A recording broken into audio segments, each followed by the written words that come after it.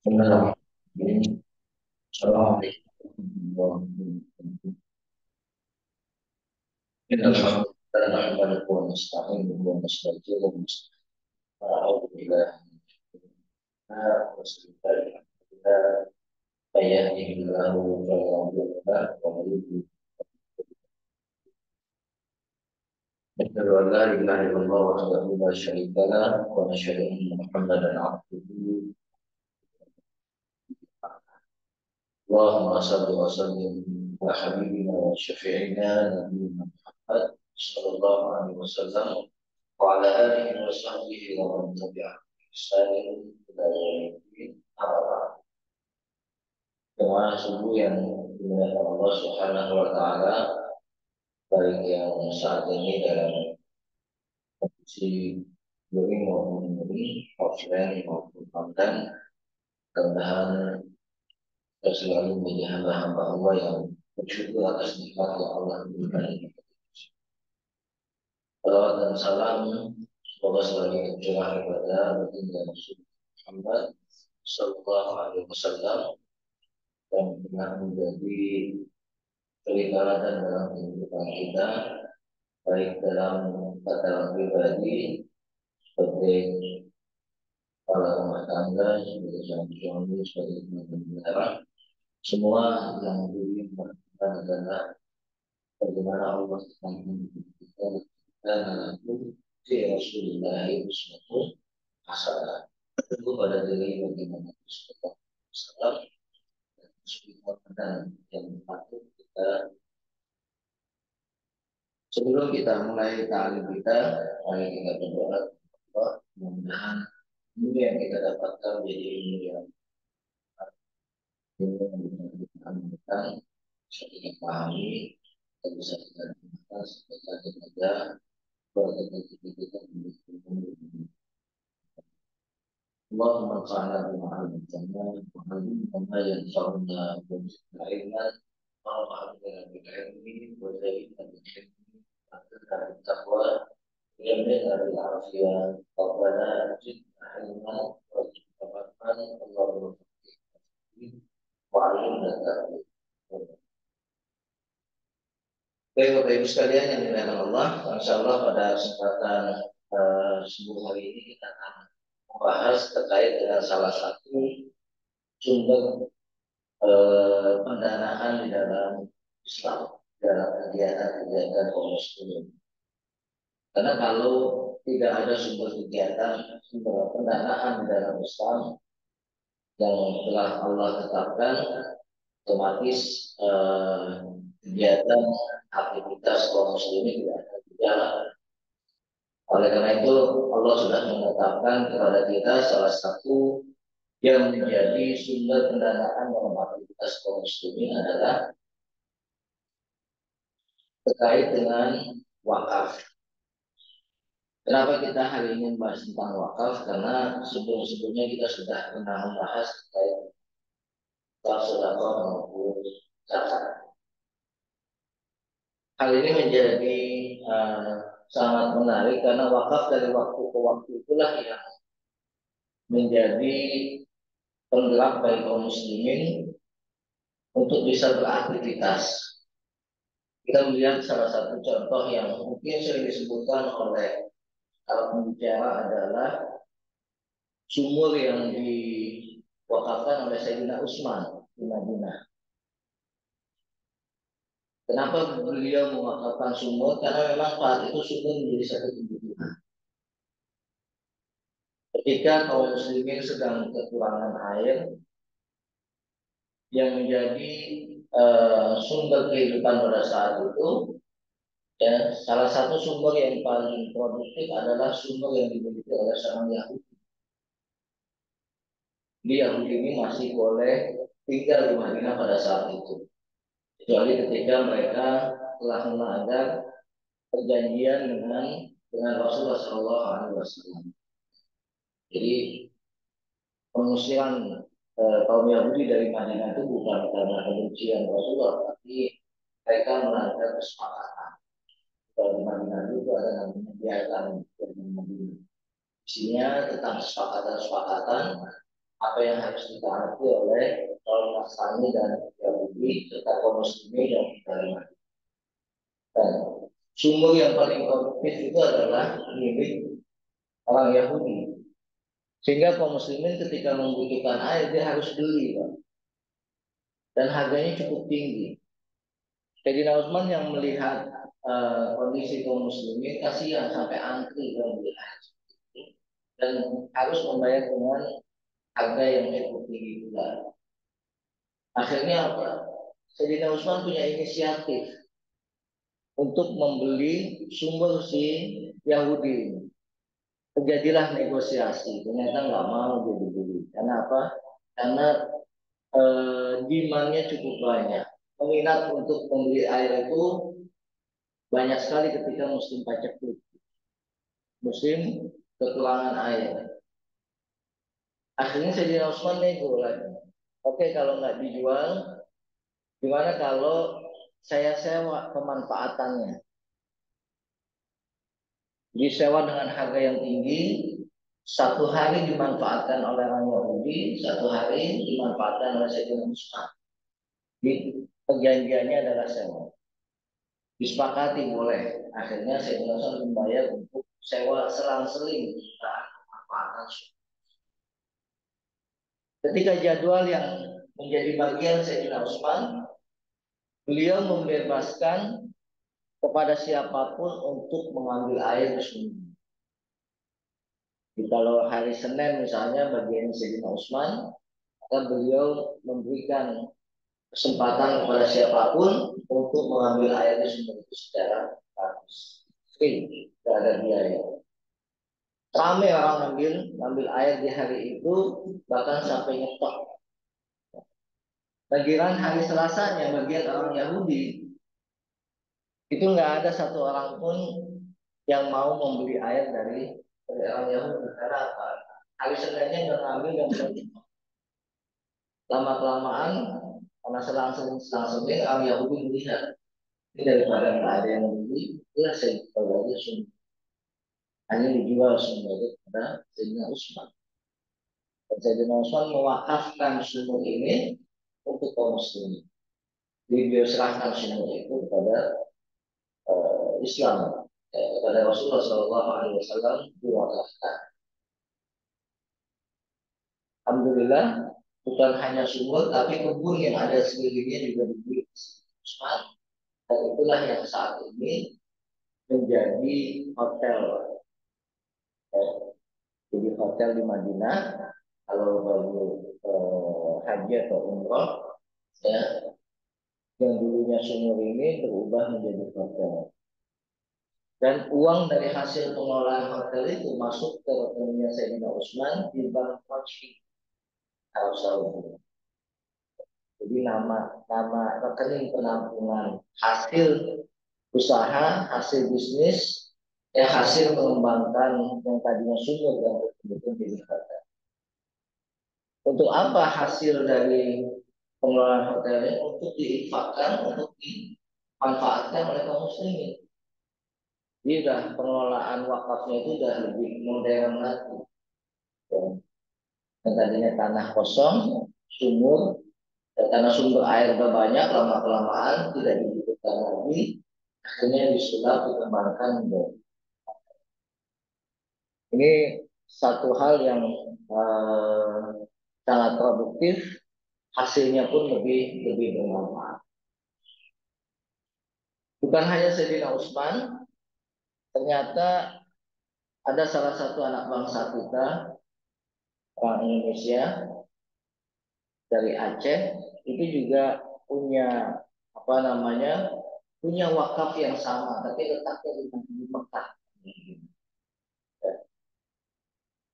Namanya itu Habib Mugo dari Aceh. Dia punya beberapa bidang tanah, kemudian diwakafkan, dikelola oleh Nazir di Mekah, dan sekarang sudah berbentuk 3 hotel di Mekah. Makanya kalau orang Aceh melakukan haji atau umroh, itu ada living cost yang dibagikan bukan hanya dari pemerintah Indonesia, tapi juga dari pemerintah Aceh. Sumber dananya dari mana? dari hasil pengelolaan hotel yang ada di Mekah, 3 hotel itu. Memang hotelnya nggak terlalu besar, tapi kalau musim umroh atau musim haji itu cukup menghasilkan. Dari hasil pengelolaan kamar di hotel itu kemudian musim haji atau umroh dibagikan kepada jemaah.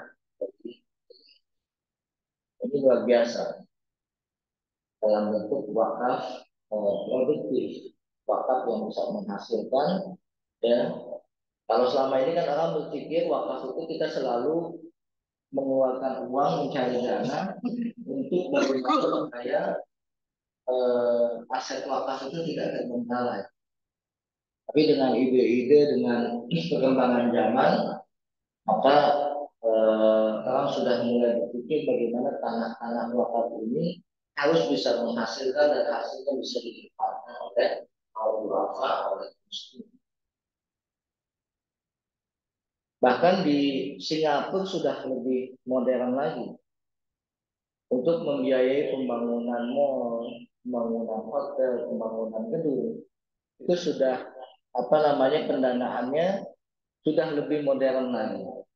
Mereka membuka salah satu produk yang bekerja sama dengan bank, menerbitkan sukuk. Sebagai apa? Sebagai dana untuk membangun tanah-tanah yang diwakafkan, supaya tidak menjadi lahan tanah yang tidur tidak dipakai. Hanya mereka bekerja sama membuat produk namanya cash wakaf di Singapura, dan hasilnya sangat luar biasa. Kita lihat di sana Kementerian Agamanya, bukan kalau di Singapura bukan Kementerian Agama tapi Kementerian Agamanya, itu mengelola aset-aset wakaf yang produktif. Dia punya mall, punya hotel, punya gedung-gedung yang disewakan kepada tenan, dan hasilnya dimanfaatkan untuk kegiatan di Islamic Center. Ini kreativitas ya, yang terus berkembang untuk pengelolaan wakaf di beberapa negara. Nah, kenapa mesti wakaf, Bapak Ibu sekalian? Karena wakaf ini lebih bersifat sustainable, berkelanjutan. Kalau zakat sekali kita terima harus habis, apalagi zakat fitrah. Tidak boleh lewat dari sholat id. Zakat mal pun demikian. Ya, tidak boleh tertahan lebih dari 1 tahun. Jadi memang harus habis semuanya. Yang agak fleksibel adalah infak dan sedekah. Karena dengan dengan infak dan sedekah, ya, walaupun bebas tidak terrestricted, ya, terbatas dengan 8 asnaf. Infak dan sedekah ini lebih fleksibel dan kebutuhannya juga bisa kita pakai untuk hal-hal yang lebih fleksibel. Nah, alhamdulillah sejak tahun 2004 itu sudah ada undang-undang yang mengatur tentang zakat, infak, sedekah dan wakaf. Ya. Tahun 2004 pemerintah sudah mengeluarkan tentang undang-undang wakaf, bahkan melindungi harta wakaf dari tangan-tangan yang iseng. Banyak ketika wakaf itu tidak terregistrasi oleh pemerintah, akhirnya disalahgunakan. Ya. Ada orang yang sudah berwakaf tapi kemudian dibatalkan oleh keluarga. Melihat kondisi lingkungannya sudah secara ekonomis sudah bagus gitu. Dan tadinya orang tuanya wakaf untuk pendidikan, untuk apalah itu, tapi melihat kondisi misalnya di Jalan Gatot Subroto, di segitiga Mas Kuningan, di Sudirman, anak-anaknya akhirnya tergiur. Karena ada orang tuanya yang sudah mewakafkan untuk pemakaman, karena lingkungannya itu harganya sudah tinggi, akhirnya keluarganya mengambil alih membatalkan wakaf yang sudah diberikan sama orang tua. Nah, undang-undang wakaf itu nanti mengatur terkait dengan apa dan bagaimana harta yang sudah wakafkan. Begitu juga dengan undang-undang tahun 23 atau nomor 23 tahun 2011, ini sudah direvisi satu kali karena undang-undang zakat itu terbit tahun 2009, kemudian disempurnakan tahun 2011. Jadi, alhamdulillah, apa namanya, hal ini sudah diatur oleh pemerintah, bagaimana pemerintah kemudian memberikan proteksi perlindungan terhadap aset-aset wakaf. Bahkan eh, ketika aset wakaf itu sudah dirubah menjadi dari SHM misalnya dari sertifikat wakaf, itu bebas pajak. Jadi sebesar apapun lahan wakaf yang kalau punya pribadi pajaknya besar, dengan mengubah menjadi sertifikat wakaf tanah itu, dan itu dibebaskan dari pajak. Itu kelebihan-kelebihan yang diberikan oleh pemerintah kita ya sejak tahun 2004 terhadap aset-aset. Baiknya mas kalian yang dimuliakan Allah Subhanahu wa taala, ya dalam sebuah hadis dikatakan jika engkau berkehendak maka tahanlah bekukanlah tanah itu dan sedekahkan manfaatnya menjadi dalil, menjadi hujah terkait dengan wakaf. Tahanlah tanahnya dan manfaatkan, sedekahkan manfaatnya, hasil yang diperoleh dari tanah itu yang dimanfaatkan. Karena pada saat itu umat telah mewakafkan hasil tanahnya. Sungguhnya tanah itu tidak boleh dijual, tidak boleh dihibahkan, dan diwarisi kepada siapapun.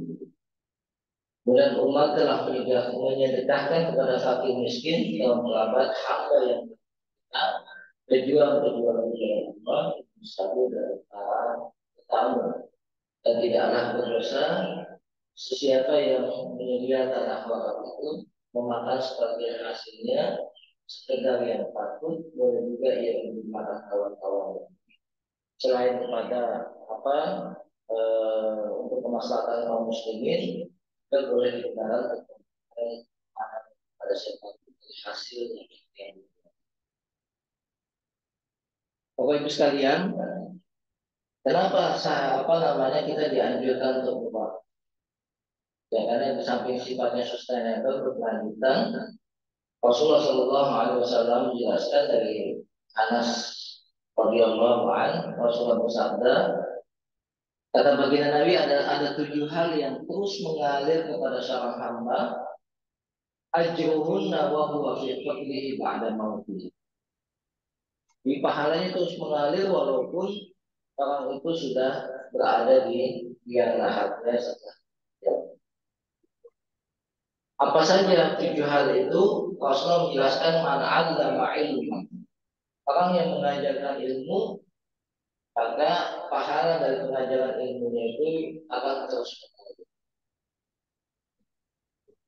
Ilmu apapun, nggak harus ilmu agama, dia punya kemampuan tentang apapun, diajarkan bermanfaat, maka ilmu itu akan terus mengalir pada orang-orang yang diajarkan. Kemudian ajronah, irigasi. Di samping ilmu, dia melakukan pengairan dan membuka saluran air, mengalirkan sungai. Lalu ajronah, membuat irigasi. Ini juga pahalanya sama mengalir pada saat kita sudah berada di dalam liang lahat. Al-hafal atau membuat sumur. Ya, sebagaimana yang kalau Sayyidina Utsman kan membeli sumur karena sudah ada sumurnya. Tapi bagi yang belum ada sumurnya dia menggali, membuat baru di tempat-tempat beberapa daerah dan kekurangan airnya sangat diperlukan. Itu kan sumur itu sangat diperlukan. Atau dia menanam pohon. Ya. Kalau di sini mungkin lebih spesifik menanam pohon kurma, tapi tidak dibatasi sebetulnya hanya pohon kurma, tapi sesuatu yang bisa dimanfaatkan, bermanfaat untuk generasi yang selanjutnya, itu termasuk yang pendapatan. Apalagi sekarang kan sudah apa namanya, sudah dibiasakan untuk tetap memperhatikan lingkungan pada saat kita melakukan pembangunan. Ya, ada SDGs juga dari perusahaan itu ya.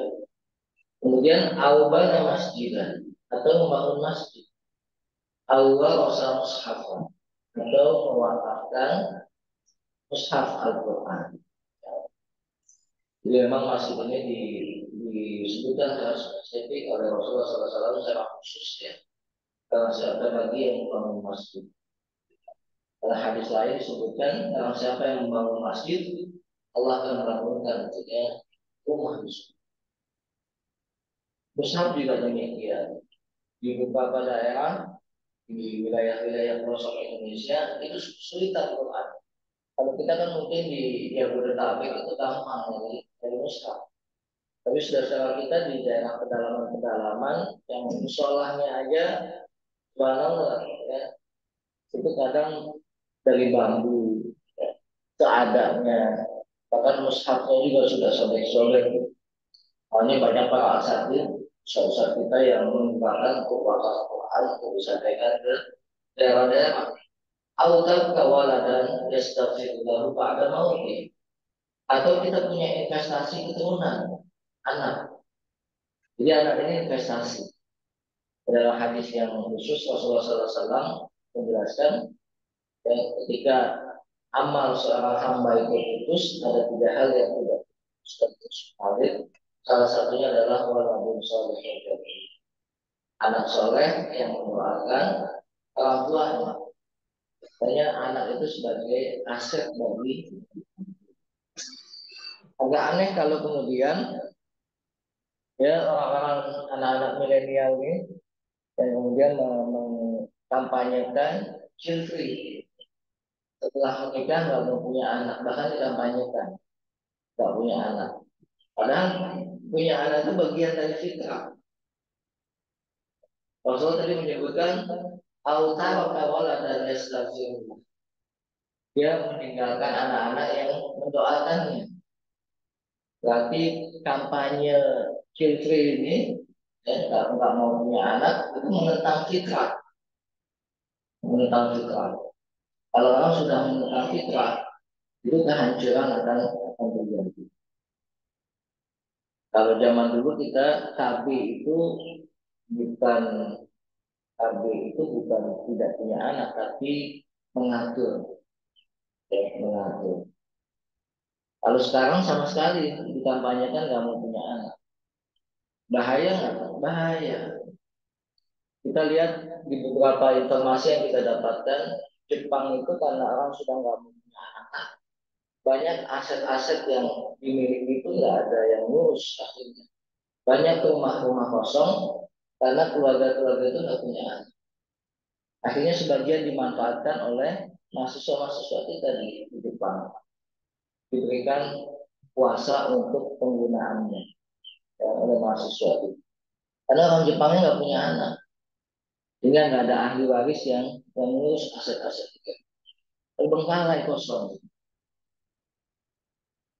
Kita alhamdulillah untuk punya anak itu masih di apa namanya, bahkan diberikan pahala terus anak.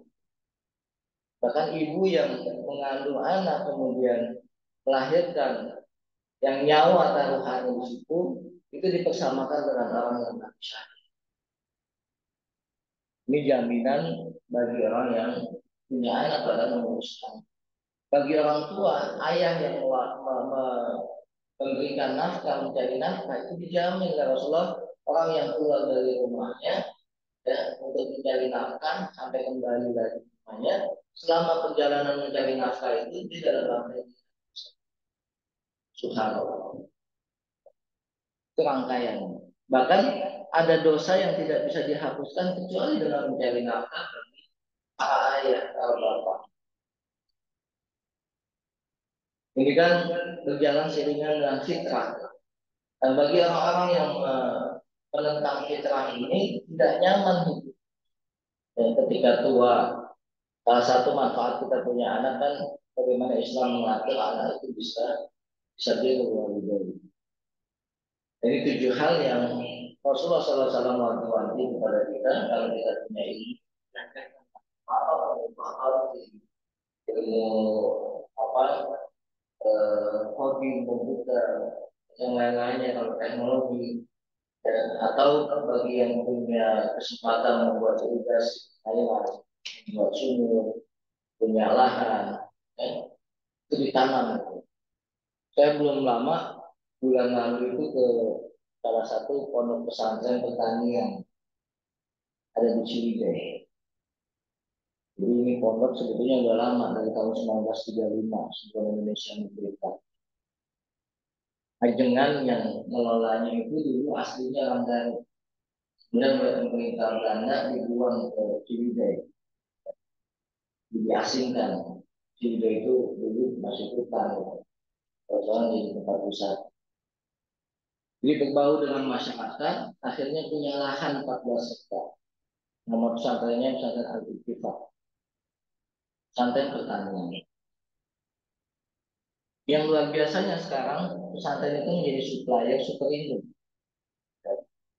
supplier buah-buahan, supplier sayur-sayuran, dan yang bentuknya pertanian dan perkebunan itu disuplai di Bandung itu oleh salah satunya oleh pesantren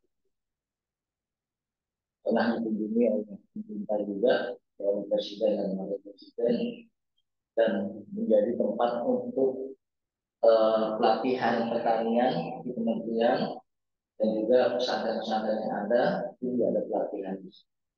Karena memang betul-betul real.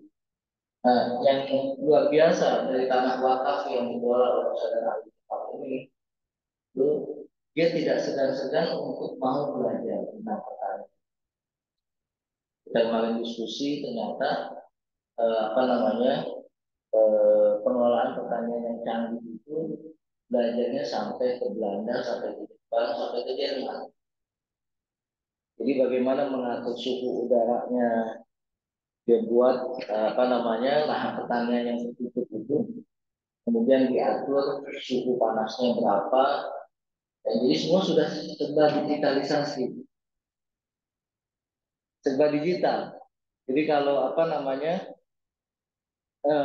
kalau suhunya kepanasan, air itu langsung keluar, atau melalui selang yang ditanam di tanah. Jadi kayak infus modelnya. Kayak infus kalau butuh air dia langsung keluar sendiri, memancarkan air. Jadi teknologinya itu belajar dari Jepang dan Belanda. Bahkan mereka masih mendapatkan bimbingan terus coaching dari ahli-ahli pertanian dari Belanda. Mengirim orang ke Belanda, kemudian dapat bimbingan terus bagaimana untuk mengembangkan. Makanya banyak ada pohon-pohonan buah-buahan yang hasilnya bagus, tapi memang sengaja ditanam di Indonesia untuk diekspor. Kita lihat ada jeruk kemarin yang nggak ada di patok di Indonesia, memang sengaja ditanam di Indonesia karena tanahnya bagus, bibitnya juga dari Jepang, dan harganya cukup mahal, dan itu akhirnya cuma diekspor ke Jepang. Karena memang apa namanya sedang eksperimen ya, dan hasilnya lumayan bagus, tapi lahannya belum terlalu besar. Akhirnya hasilnya itu hanya diekspor ke Jepang. Jadi ada jeruk, tapi apa namanya hasil persilangan itu tanah wakaf sebesar 14 hektar. Alhamdulillah apa yang dilakukan di pesantren Al-Fatih di Ciwidey ini sudah dikelola oleh teman-teman kita yang di Lampung. Ya. Lampung ini kan lahan pertanian lebih luas, lahan pertaniannya lebih luas.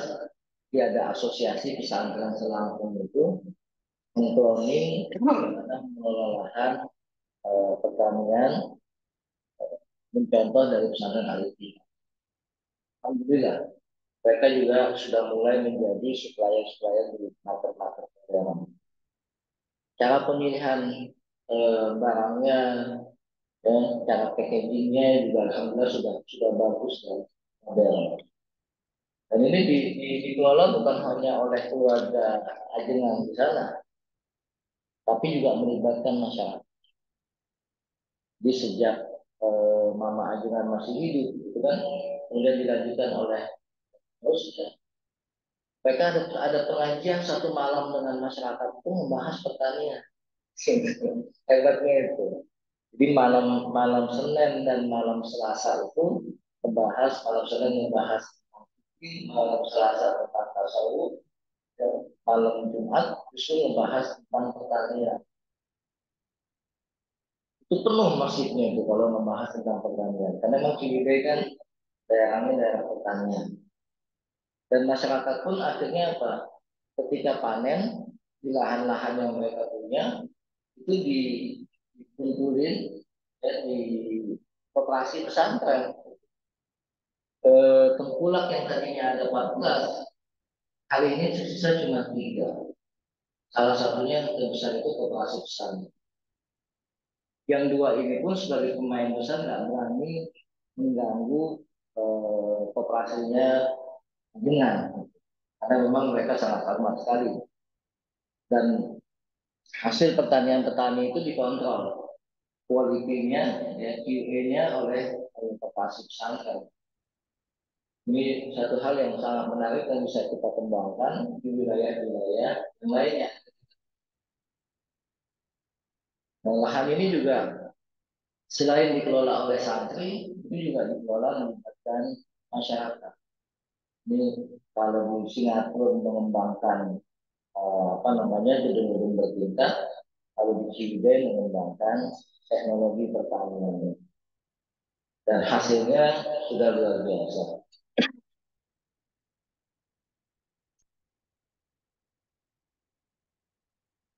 Bapak Ibu sekalian yang dimuliakan Allah Subhanahu wa taala, ya, kita melihat dalam sejarah itu ya, wakaf ini terus berkembang. Salah satu produk wakaf itu saya. Saya salah satu yang memanfaatkan hasil wakaf oleh Al-Azhar. Al-Azhar ini salah satu lembaga pendidikan terbesar di Mesir. Ya. Bahkan asetnya itu, aset yang dimiliki oleh Al-Azhar lebih besar dari APBN yang dimiliki.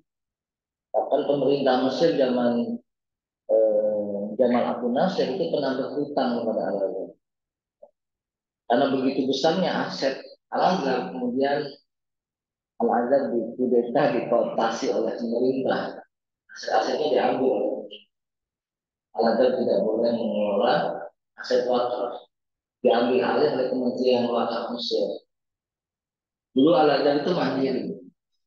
Bahkan Syekhul Azhar dan Syekh Azhar itu boleh dari negara lain.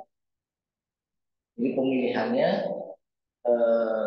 Syekh Azhar sebagai orang yang paling dituakan, kumpulan para ulama, alumni-alumni Azhar, dimanapun mereka berasal, boleh menjadi Syekh. Hal itu yang kemudian dimandulkan oleh pemerintah Mesir. Itu bahaya kalau Al-Azhar terus berkembang. Karena luar biasa, mereka punya hotel, punya aset yang luar biasa di Mesir. Sehingga digunakan untuk apa?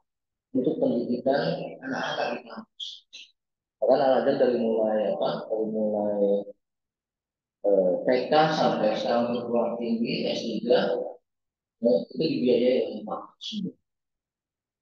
Dan mungkin kita pernah mendengar di medsos yang namanya Insinyur Salah Dia itu salah satu orang yang mewakafkan tanahnya di provinsi Syarqiyah. Dia insinyur pertanian, tapi kemudian bersama teman-temannya di Kafah Al Ashraf, di kampung yang dekat kampungnya Syekh Syarawi itu, kampungnya bersebelahan dengan kampung Syekh Syarawi. Syekh Salahatiyah menggagas untuk membuat usaha pertanian dengan teman. Mereka kumpulkan dana, terkumpullah 9 orang. Kemudian diputuskan, bagaimana kalau yang itu adalah Allah. Jadi kalau nanti ada pembagian dividen, maka Ya kalau mendapatkan 10%, maka Allah membagikan 10% dari pembagian dividen. Dibuatlah peternakan ayam sukses. Di tahun pertama hasil pengelolaan itu menghasilkan dividen yang besar. Ya. Rapat pemegang saham RUPS, ya kan? Di RUPS itu dibagikan dividen tahunan. Dan diputuskan dalam RUPS itu untuk tahun depan bagiannya Allah itu 20%. Di tahun yang kedua, ketiga terus ternyata hasil dari peternakannya itu meningkat luar biasa. Jadi setiap tahun bagiannya Allah bertambah, ditambah jadi 20%, 30%, 40%, sampai di tahun ke-10 semua hasil dari pengelolaan peternakan itu diwakaf. Mereka yang dulunya pemegang saham itu menjadi karyawan. Karyawan siapa? Karyawannya Allah dari peternakan yang diwakafkan. Dari situ kemudian khususnya Salah Atia ini punya usaha yang lain juga. Dia mewakafkan dan membangun gedung Al-Azhar yang termewah di kampungnya. Dan alhamdulillah banyak mahasiswa Indonesia yang kemudian kuliah di kampung. Walaupun kampung kuliahnya naik keledai, tidak ada yang ngerasain kuliahnya keledai kan. Jadi teman-teman yang kuliahnya di kampung Tapah Karas. Dan teman-teman di sana itu sejahtera. Kenapa? Karena selama Yusuf Salatia masih hidup itu dijamin luar biasa. Mereka dapat santunan siswa makanan itu dipenuhi setiap hari oleh Yusuf Salatia. Teman-teman tuh sedang duduk manis belajar dan orangnya sangat sederhana. Makanya ketika beliau meninggal beberapa tahun yang lalu itu hampir 1 juta orang mengantarkan pemakamannya, luar biasa. Itu gedung Al-Azhar yang ada di kampung Tapahan Al-Asqaf cuma beliau yang kunci. Itu dari hasil usaha dan bisnis beliau. Dan sekarang pengelolaannya diserahkan kepada Al-Azhar. Ya, kenapa harus wakaf? Karena wakaf ini memang eh, menjadi suatu hal yang sangat menarik untuk kita kelola. Sebelum apa namanya? Sebelum-sebelumnya oleh pemerintahan kaum muslimin dari mulai Bani Umayyah itu juga kita lihat bagaimana umat Islam di Eropa kemudian juga membangun memanfaatkan mendaya gunakan aset-aset wakaf ini. Di Cordova Spanyol itu di abad ketiga itu ada 600 masjid wakaf di Spanyol. Mungkin kita kenal Spanyol cuma bola sekarang. Tapi di zaman pemerintahan Bani Umayyah, Abdurrahman Ad-Dakhil ketika mereka terusir dan masuk ke Eropa, itu bisa mengembangkan Eropa menjadi kota yang luar biasa.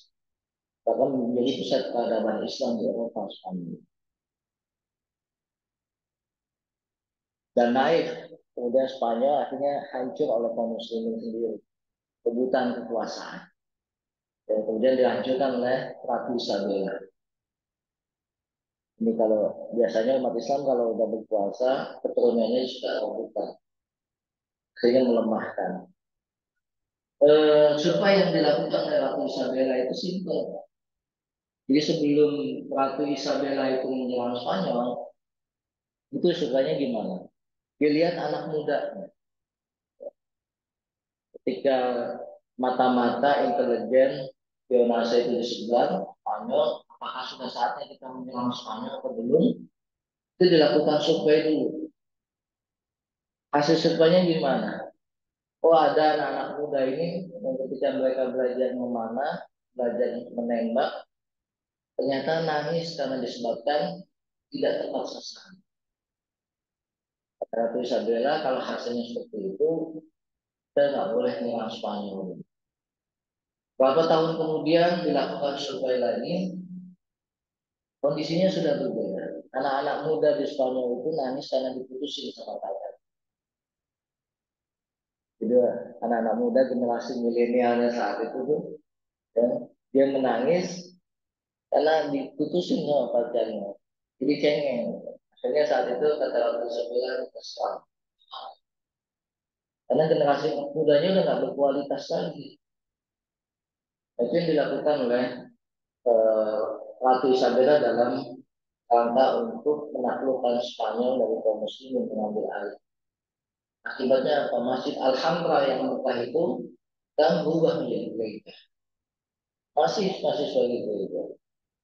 Tapi alhamdulillah dengan perkembangan yang ada di muktamar yang baru lalu Muhammadiyah bisa beli tanah 2000 meter berikut dengan gerejanya dan sekarang dijadikan Islamic Center.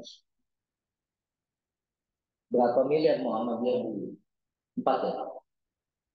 5? 45? 45 miliar dibeli gereja dan lahan 2000 meter.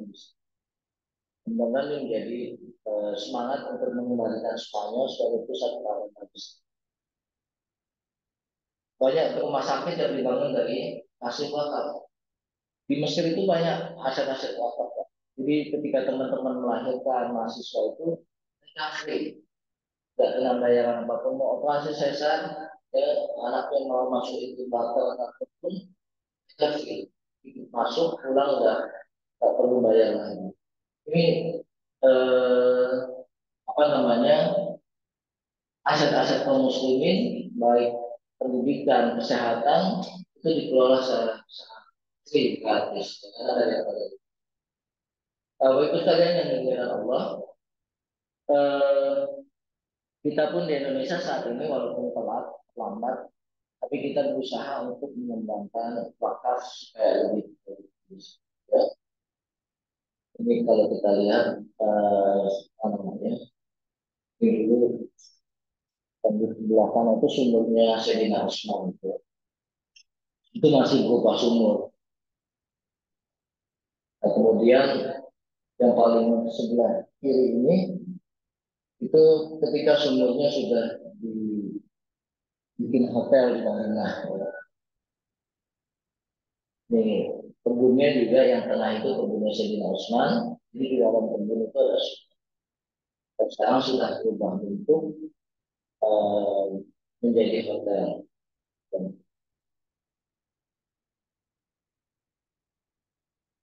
kemudian kalau di mana di Singapura itu sudah dikembangkan juga kebun ini.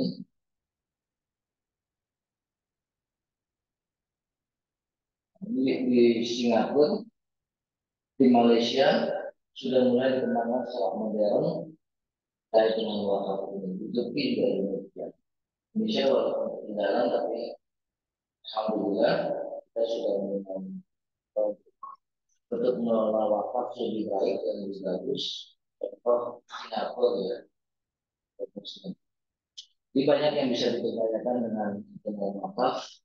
Pemerintah juga sudah mengatur regulasinya sehingga nanti eh, apa namanya, orang yang dipercaya, nazir yang dipercaya untuk mengelola wakaf bisa aman. Karena dalam mengelola wakaf itu kita harus tahu bisnis, harus tahu bagaimana yang apa yang efektif untuk menghasilkan profit. Ini di mana di Pekanbaru di Malaysia yang sudah dibangun terminal yang terintegrasi dengan mall-mallnya ini juga aset Pak.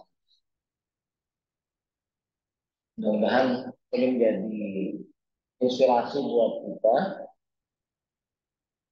untuk mengembangkan wakaf. Bahkan di beberapa tempat tanah wakaf itu dibangun gedung, bangun gedung dan itu available untuk acara wedding, untuk acara yang besar-besar ya, untuk bisa wakaf dan itu menghasilkan. Jadi wakaf itu tidak harus dibuat masjid, wakaf itu tidak harus dibuat madrasah, tapi bisa dibangun sesuatu yang hasilnya bisa manfaat ke kaum muslimin. Di apa di mungkin di daerah Kuningan tapi agak ke dalam itu juga ada aset wakaf bisa bagus di situ. Bahkan teman-teman sebagian ada yang memanfaatkan aset wakaf itu tidak untuk kalau memang tanahnya tidak terlalu besar. Mudah menjadi inspirasi buat kita kaum muslimin yang ada di Indonesia untuk mengembangkan aset wakaf lebih banyak. Allah a'lam bishawab. Sampai sini ada yang mau didiskusikan, silakan.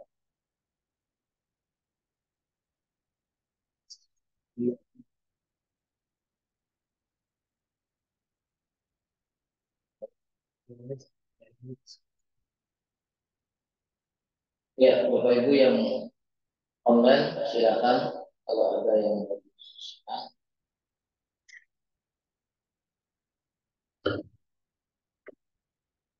Ya. Waalaikumsalam. Pada saat satu lahan jadi kita wakaf, itu kan secara pemerintah bukan lagi orangnya itu, apakah mungkin ada ujian-ujian tentang Indonesia? Jadi,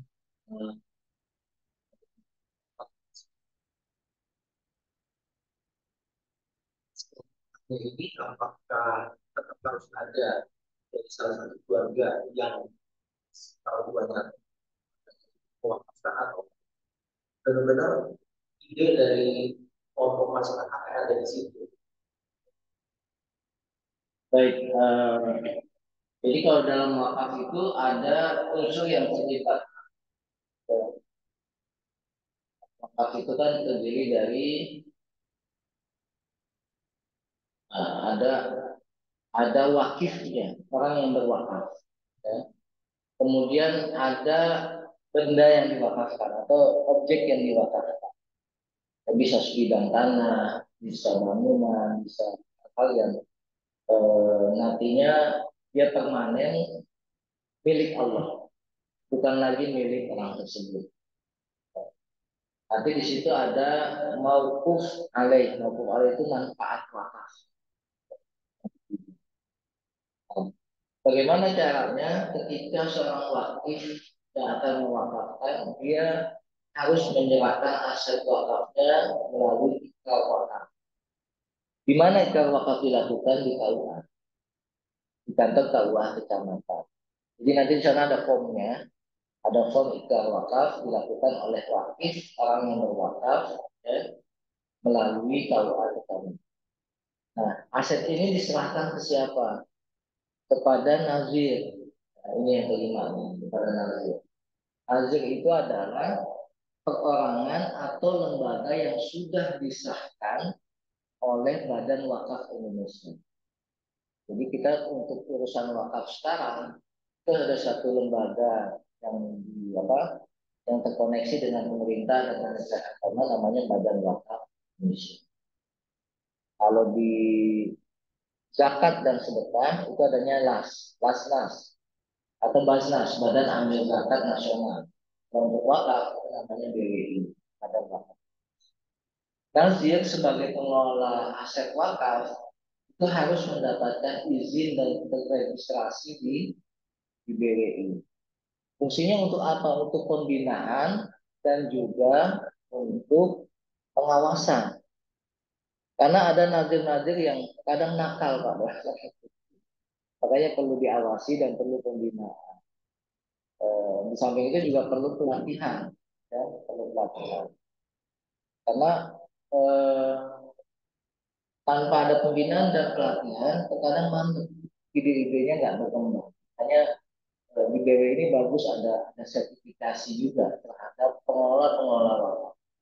Kalau di Nazir itu ada pengelolanya, maka pengelola itu harus mendapatkan sertifikat wakaf atau sertifikasi kompetensi, ya, untuk dia mengelola aset-aset wakaf. Nah, ketika aset wakaf ini diserahkan oleh Nazir, maka Nazir itu harus bisa semaksimal mungkin mengembangkan wakaf itu. Dia nggak boleh jadi lahan. Itu akan dievaluasi oleh BWI. Jadi kalau sekian tahun lama lahan ini jadi lahan hidup tidak efektif, itu bisa jadi nanti izin sebagai nazirnya dicabut. dan aset wakafnya dipindahkan ke nazir yang lain yang lebih. Boleh nggak keluarga yang mewakafkan pada waktu terlibat? Boleh. Contohnya apa? Dulu pernah menawarkan itu di Gatot Subroto. Itu ada kalau kita ke arah Selipi, di sebelah kiri itu ada masjid tua. Masjid tua di situ bangunannya juga udah umur ya sekarang itu. Dulu pernah ditawarkan itu waktu itu. Dan nazirnya karena yang mengelola kan keluarganya. Pernah ditawarkan di situ untuk dibangun gedung. Bahkan pendananya pun sudah ada. Dihitung BEP-nya itu poinnya itu sekitar 25 tahun. BEP-nya. Itu sudah ditawarkan dibangun gedung beberapa tingkat, ya. Nanti ada perkantoran, ada apa, ada pusat bisnis juga, perdagangan di situ. Tapi khusus 4 lantai itu disisakan untuk masjid, Islam Center dan perpustakaan. Ada 4 lantai khusus di situ. Jadi masjidnya tetap ada, bangun berapa lantai. Bahkan nanti apa, keluarga dari dari yang wakaf itu dilibatkan sebagai apa namanya, mengelola mengelola gedung nanti sebagai manajemennya pihak keluarga, tapi dia juga nanti sebagai karyawan. Jadi dibolehkan keluarga wakaf itu nanti masuk yang mengelola, tapi bukan sebagai mandiri. Kita hanya sebagai karyawannya Allah yang mengelola. Jadi alhamdulillah sekarang itu sudah mulai mulai tertib, dirapikan sejak 2004 itu. Jadi 2004 mulai dirapikan aset-aset wakaf. Karena di Indonesia ini termasuk paling besar aset wakafnya, tapi banyak banyak juga yang terbengkalai. Ya. Jutaan hektar itu aset wakaf. Muhammadiyah aja punya berapa juta hektar itu kan untuk aset wakaf. Belum lagi yang NU-nya, yang persisnya. Tapi kadang lahan-lahan wakaf itu karena ada ormas-ormas yang nggak punya uang juga, akhirnya terbengkalai dan diambil oleh orang yang tidak bertanggung jawab. Persis itu punya tanah wakaf di daerah Karawang, beberapa hektar itu strategis banget. Tapi karena nggak punya dana, akhirnya jadi lahan tidur. Nah, karena lahan tidur ini akhirnya dilirik sama Cina.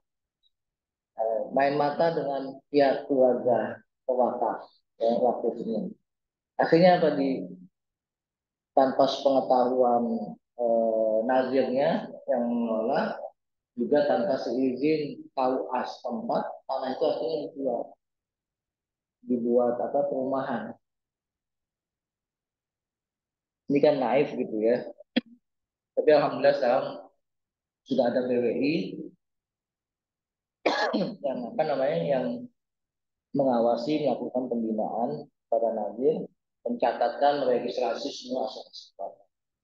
Oleh karena itu ketika aset wakaf sudah dibalik namakan, diubah sertifikatnya menjadi sertifikat wakaf di BPN, itu semua diregistrasi di BWI dalam rangka untuk pengawasan, ya. Sehingga ke depan tidak ada lagi aset wakaf yang terbengkalai, semua bisa terhadap Allah. Ya, ya sensitif sih sebenarnya karena banyak wakaf yang lainnya aman, ya.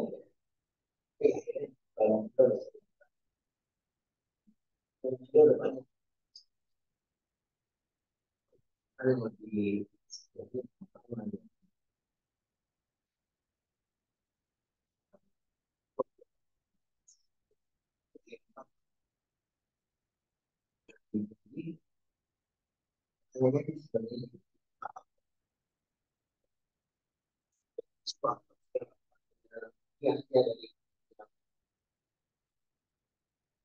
ini baru masjid kemudian dalam waktu ternyata digunakan oleh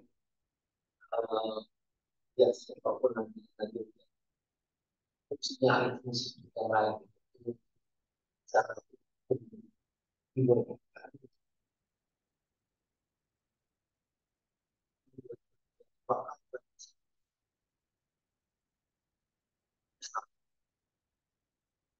Ya. Jadi ini harus apa namanya eh, Nazir sebagai pengelola aset wakaf itu juga harus jeli begitu. Kalau memang awalnya misalnya wakif mewakafkan itu akadnya untuk masjid, tapi ternyata lokasi di situ nggak available untuk masjid lagi Pak. Karena lingkungannya udah berubah kan, wakaf untuk sekolah. Tapi ini lingkungannya udah bukan nggak available lagi untuk sekolah karena nggak ada masyarakat yang tinggal di situ lagi. Gitu. Maka diperbolehkan penggunaan atau apa namanya pemanfaatan aset wakaf di luar dari yang sudah diakatkan dulu karena melihat kondisi sekelilingnya sudah nggak available untuk sebagaimana diakatkan. Yang terpenting dia tidak pindah, tidak dimanfaatkan di luar sebagai aset wakaf. Selama masih jadi aset wakaf itu diperbolehkan. Bahkan aset wakaf itu boleh ditukar gulingkan, ya. Ya. Bapak tahu Kuningan City ya? Nah, di belakang Kuningan City dulu ada aset wakaf. Namanya dari apa ya? Ada satu sekolah di situ, ada masjidnya juga. Kebetulan kena perluasan waktu pembuatan Kuningan City. Itu negonya lama, negonya lama. Akhirnya apa? Jadi kesepakatan boleh, tapi kita tukar guling bukannya jual. Dicarikan tanah yang lebih luas, kemudian dibangunkan Islamic Center. Dan perjanjiannya apa? Makam wakif itu nggak boleh dibongkar, tetap ada di situ. Makanya kalau kita ke Kuningan City itu ada kotak di belakang, kecil kotak di belakang itu ada sekitar 8 makam. Itu adalah orang yang mewakafkan dulu kan. Jadi dikotakin tuh di belakang Kuningan City. Kalau kita ke tempat parkiran motor, itu ada makam di situ, nggak terlalu besar. Nah, karena wakaf yang tadinya sekolah itu dipindahin kemana? Ke masih di Kuningan juga, tapi Kuningan berapanya dekat ambasador sana. Dan Kuningan City ini UTC Ambas tadi dibebasin tanah daerah situ 2 kali lipat lebih besar dari tanah wakaf sebelumnya dan dibangunkan bangunan yang looks lebih bagus dari yang sebelumnya. Jadi ada lokal-lokal, ada beberapa tempat termasuk Islamic Center di situ 4 lantai. Itu tutup dulu. Kita tahu pesantren eh, Darul Rahman yang di Tulodong yang punya Pak Kiai Sultan Makmun, ya, dekat rumahnya Pak Wapres dulu pada Mono, itu ada pesantren Darul Rahman, Pak Kiai Sultan Makmun. Tapi situ udah nggak available untuk pondok gitu. Akhirnya jadi kawasan bisnis kan, kita guling. Pakai Sultan Mahmud dicarikan tanah di daerah Ciganjur sana. Lebih luas beberapa kali lipat dari tanah yang ada di Ciganjur. Kita guling. Jadi pemanfaatannya tetap sebagai aset wakaf, bahkan bisa jadi mendapatkan lebih banyak dan lebih luas karena di tempat sebelumnya udah nggak layak untuk dijadikan pondok. Tulodong sekarang kan luar biasa kawasan bisnis, kan? Nah, makanya dibolehkan kita melakukan tindakan yang tetap bermanfaat untuk wakif dan juga untuk umat dan aset itu masih tetap sebagai aset. Allah perjuangan sekarang untuk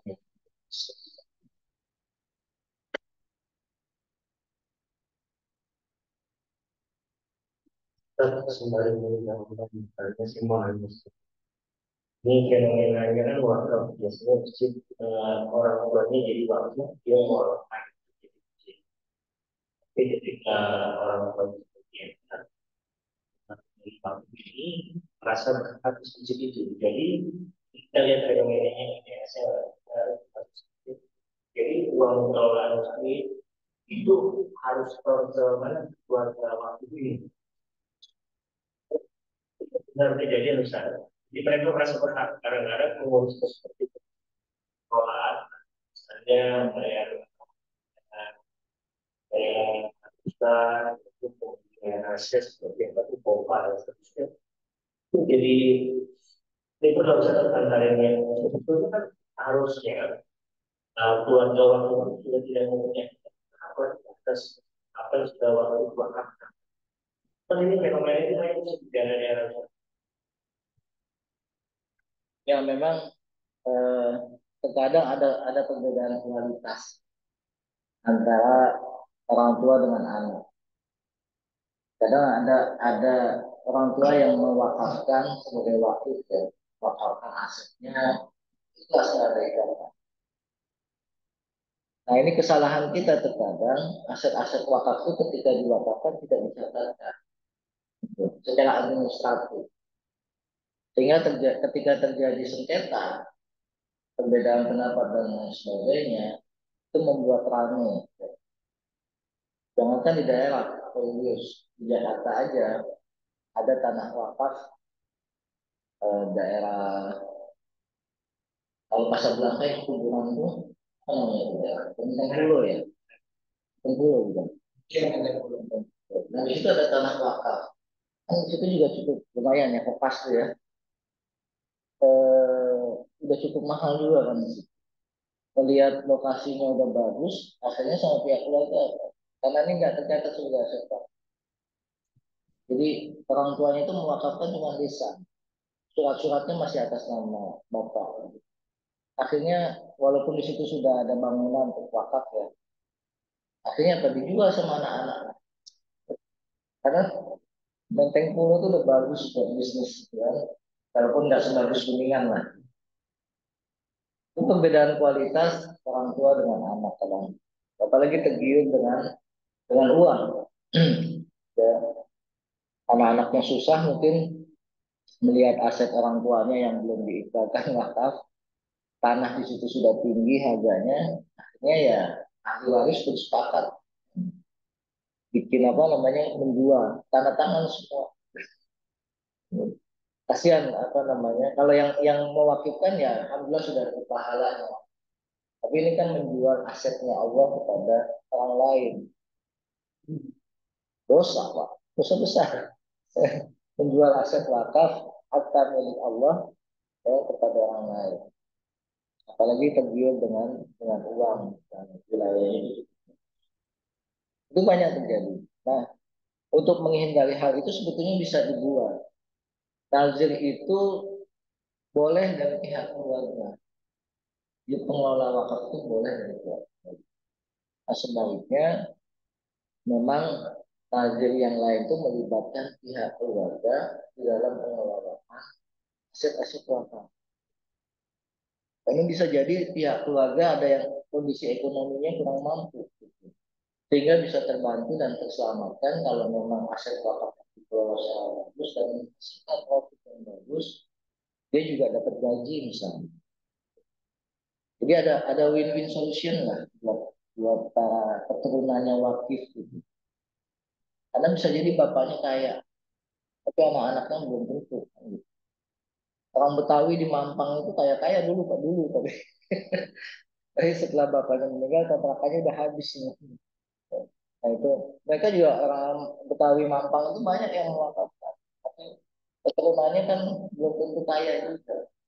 Nah, akan bagaimana win-win solutionnya supaya kita juga bisa berkoordinasi dengan keturunan para wakil supaya mereka juga bisa merasakan, bisa terselamatkan, tidak menjadi duafa dengan eh, aset wakaf yang kita kelola, nazar kelola.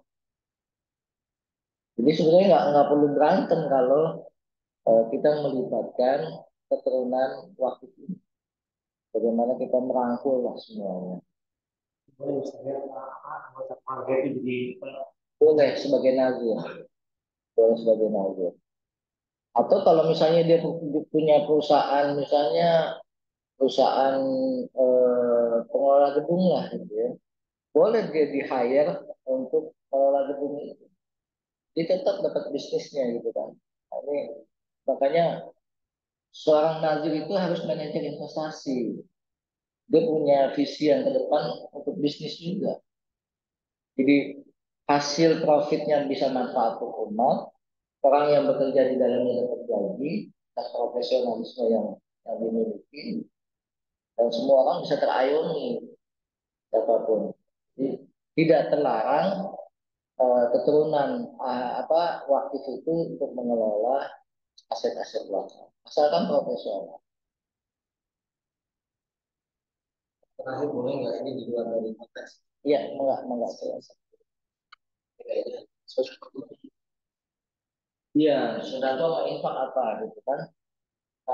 Apa namanya? Kalau kita lihat di sini, ya, sedekah sama infak itu bedanya cuma di yang diinfakkan, yang disedekahkan. Infak itu bentuknya dalam hal material, gitu. Tapi kalau sedekah boleh non material. Kata Rasulullah, senyuman kita kepada saudara kita sedekah. Menyingkirkan aku duri dari jalanan supaya orang nggak celaka. Sedekah.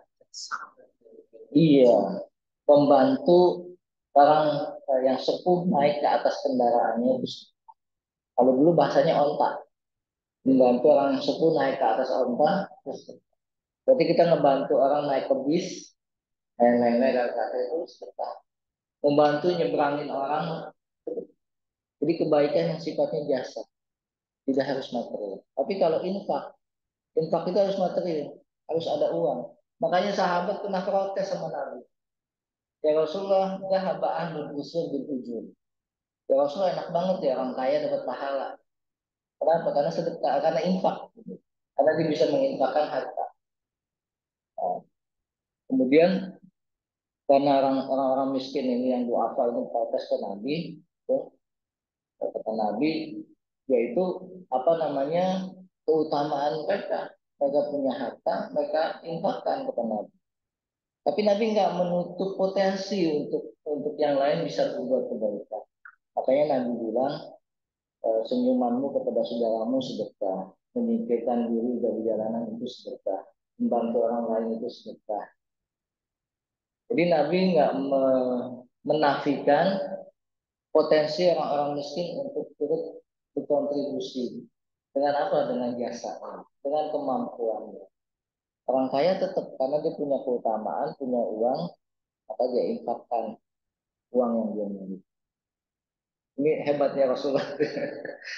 Jadi yang kaya tetap diapresiasi atau diberikan ruang, yang miskin juga tetap diapresiasi bisa berkontribusi. Allah.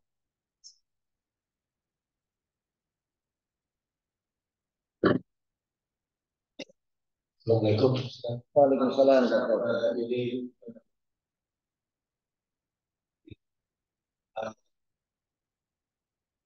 apa?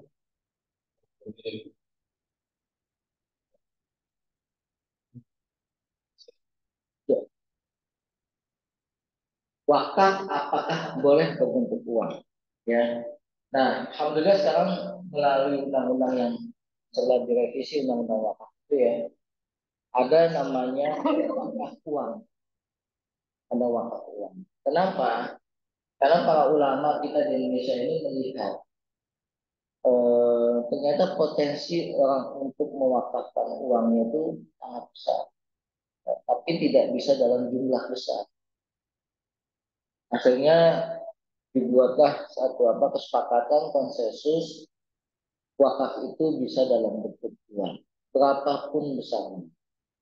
Nah, makanya untuk wakaf uang ini jumlah nominal uangnya harus dijaga, nggak boleh berkurang. Ketika kita wakaf uang, maka nazir itu harus menjaga nilai jumlah nominal uang. Kalau misalnya jumlah uang wakaf uang itu 1 miliar, maka 1 miliarnya nggak boleh.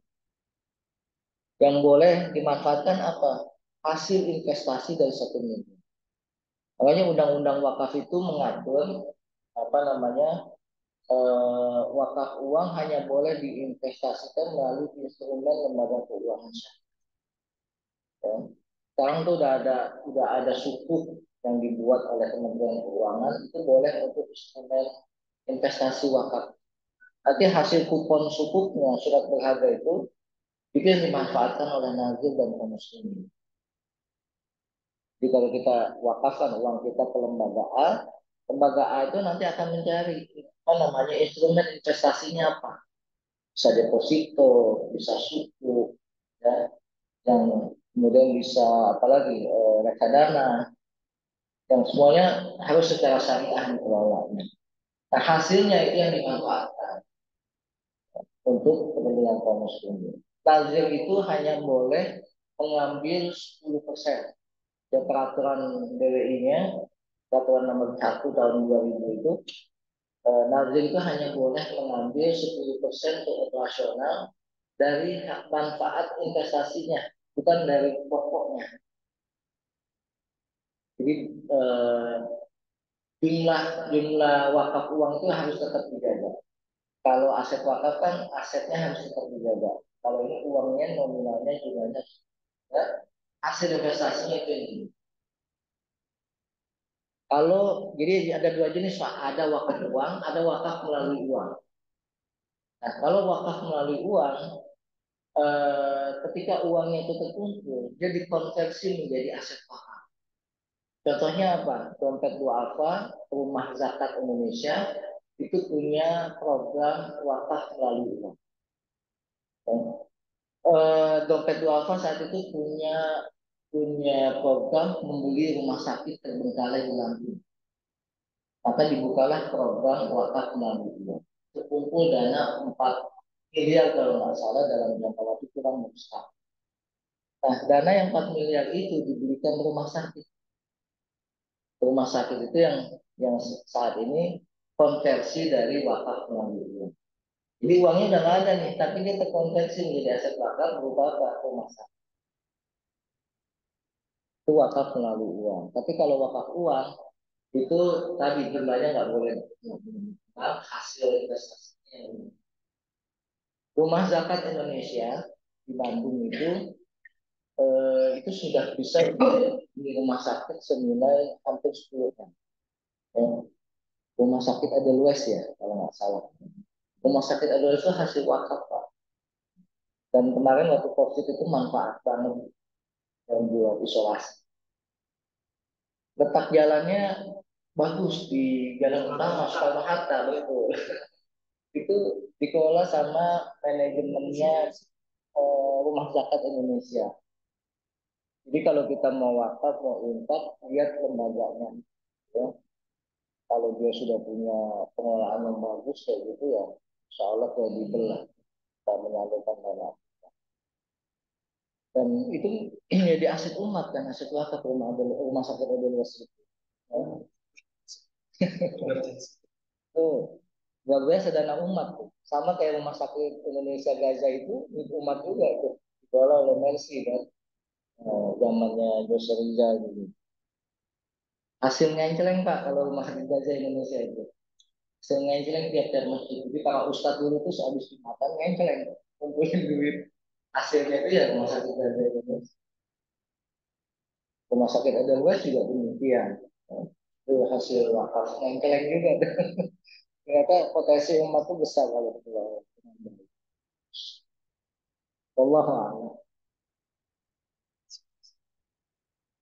Baik kalau tidak ada kita cukupkan, mudah-mudahan manfaat buat kita semua, menjadi inspirasi untuk mengembangkan aset-aset bangsa yang ada di dunia. Insya Allah kalau kita punya semangat, misi-misi yang luar biasa, itu kemudahan Allah berikan buat kita tutup dengan alhamdulillah, alhamdulillah, amin. Dan doa kepada Nabi Subhanallah wa bihamdihi, asyhadu an la ilaha illa anta, astaghfiruka wa atubu ilaik.